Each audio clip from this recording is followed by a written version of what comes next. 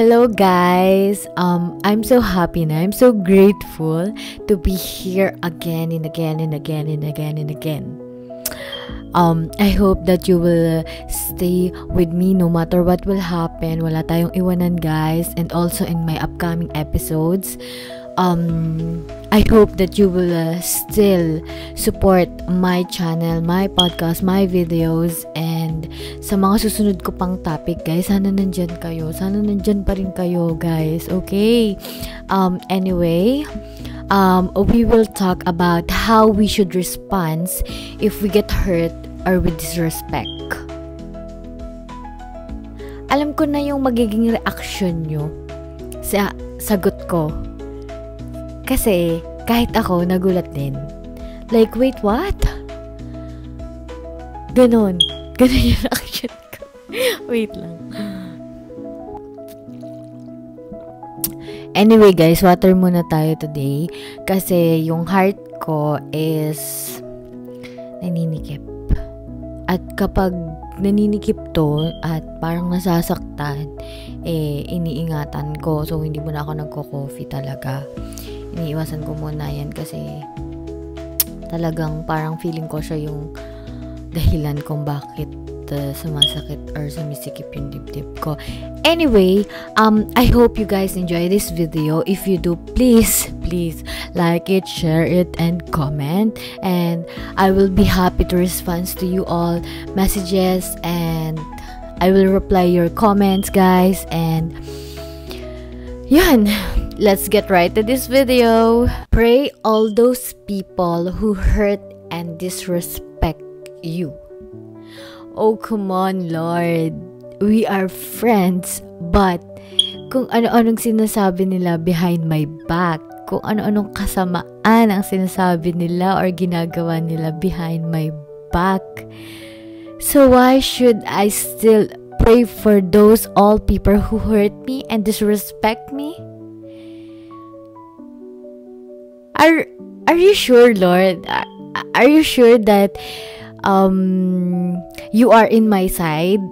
Ganon, mapapatanong ka talaga sa kanya, di ba? In Matthew 5 verse 44, but I say to you, love your enemies, bless those who curse you, do good to those who hate you, and pray for those who spitefully use you and persecute you.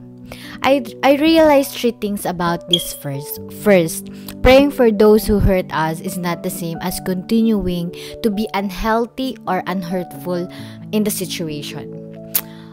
Jesus is not saying to pretend nothing happened or continue to be close to them. Not at all. Jesus is not saying that. And number 2, Jesus is instructing us to live like Him, not to fight for what are feeling light in the moment, but to give grace like what we've been given grace to love our enemies. He doesn't say, is it easy or it's not easy.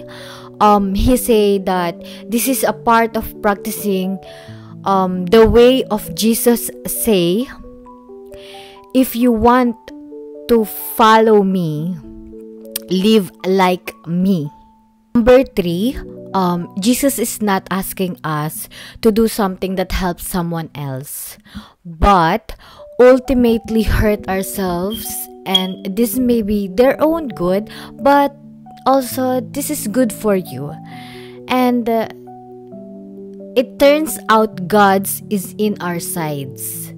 When we pray for those who mistreat us, disrespect us, or who hurt us, there is something inside of us. It starts healing and changing our hearts too. Don't give the enemy any victory, guys. Always remember that. Jesus wants you to live free and have a peaceful mind. Maybe if I don't know God, maybe katulad pa din ako noon. Like, super patolera kasi ako, guys. Sa mga hindi nakakaalam dyan, patolera talaga ako noon. Lalo na napaka-sensitive kong tao. pag nasaktan ako or na-disrespect ako dati, hindi ako papayag na hindi niya mararamdaman yun or hindi siya masasaktan katulad ng ginagawa niya sa akin. Dati yun ha. But now that I'm with God, now that I know God, I can handle my emotion. I always keep calm and I learn how to pause whenever I'm angry. You need to regain control over your emotions, guys, and gives you the opportunity to respond in a more measured and a thoughtful manner. Pausing is leading to more positive outcomes and personal growth. When someone hurt me or disrespect me, I always think I have empathy. Palagi akong tumitingin sa good sides. Sa mga nakakakilala sa akin dyan, alam nyo na palagi akong tumitingin sa pabuti at hindi sa pasama. Okay? Because I always try to put myself in other person's shoes and understands their perspective. You know, guys, empathy helps you to see the situation from a different angle and realize the personal disrespect. May not be personal or intentional. It may be caused their own insecurities, fears, and ignorance. Minsan nga or palagi ako sinasabihan ng mga friends ko or mga nakakakilala sa akin na saan ko daw kinukuha yung mahaba kong pasensya at saan ko kinukuha yung aking kabutihan. Yes, napakabuti ko pong tao. Napaka-supported ko po. Sobra. Palagi ko kasing pinapalampas. Kaya akala nila okay lang sa akin. Kaya akala nila wala lang sa akin yung ginagawa nila sa aking pagdi-disrespect or yung kung paano nila ako saktan. Hindi nila alam na pinipili ko lang manahimik or umiwas. Instead of getting angry kasi or i-depends ko yung sarili ko or depensahan ko yung sarili ko, I respond with kindness and respect. That's why I maintain my dignity. Isa sa mga bagay na hindi natin kayang kontrolin is yung pag-disrespect nila sa atin and the way they hurt us. We can only control our own thoughts, feelings, and actions, but not the external events or the behavior of others. Kaya kung nasaktan nila tayo or na-disrespect nila tayo, huwag tayong papa-epekto. Lalong-lalo na yung inner peace natin. Protektahan natin yan. We should accept it as a part of life and focus on what we can do to improve ourselves and our situation by accepting this respect. We can avoid unnecessary anger, frustration, and resentment. Palagi nyo lang ngitian yung mga taong sinasaktan kayo or nasaktan kayo or na-disrespect kayo or na-mistreat kayo. Ngitian nyo lang. Oo, ngitian nyo lang sila or tawanan nyo lang sila. Hindi ko sinasabi na tinotolerate ko or hinahayaan ko lang sila na ganun yung maging trato nila sa akin. But you can tell them what they did wrong and how you expect them to treat you. You can set clear boundaries and reasonable boundaries that protect your dignity and self-respect. You need to be strong. You need to be respect yourself and others, and you need to be maintain your inner control. And lastly, always choose forgiveness.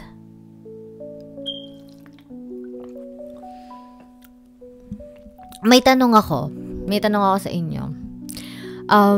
Kayo ba, kapag nasaktan kayo or sinaktan kayo or na-disrespect kayo ng ibang tao, how do you react?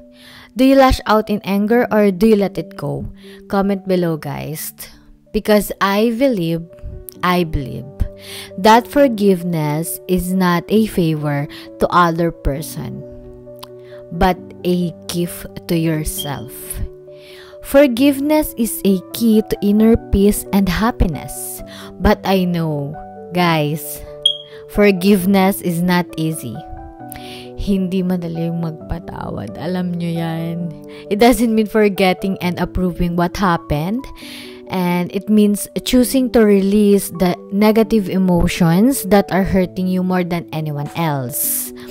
Palagi mong tatandaan na si Lord nga nagpapatawad. Ikaw pa kaya na normal na tao lang. We can control how others behave, but we can control how we respond. We can choose to forgive and free ourselves from the burden of anger and resentment. Always remember, guys, when you forgive, it's not a weakness but a strength. It's not a surrender but a victory. It's not a sacrifice but a reward. Forgiveness is the ultimate act of self-care and personal growth. Kapag sinaktan ka nila or kapag dinisrespect ka nila, wag mo na lang i-big deal. Wag mo na lang isipin kasi meron kang pinoprotektahan na inner peace. So, sabi nga, our life is what our thoughts make it. You can choose to ignore it and focus on what really matters in your life. Always render everything to Him because He is always with you and never leave you. Sana sa next topic ko is nandito pa rin kayo. You will always support me and you will still be there for me. So, yan. Anyway, I had so much fun sharing with you guys, and I hope that in my next episode, my next topic, my next video, I can inspire you even more, and I will always bring light to others. So please subscribe, like, and comment. Thank you very, very much.